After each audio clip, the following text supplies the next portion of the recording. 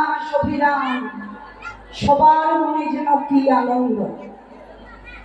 কিন্তু নিতাইয়ের কেন এত আনন্দ হলো বাবা?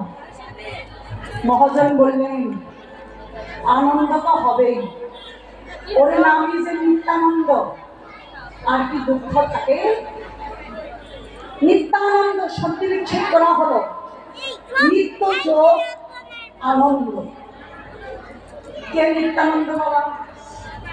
সুখে দুঃখে অবিরত যিনি আনন্দে বিভোর হয়ে থাকে, আর নিজের আনন্দে অপরকে আনন্দ দান করতে পারে, সেইটা হলো নিত্যানন্দ।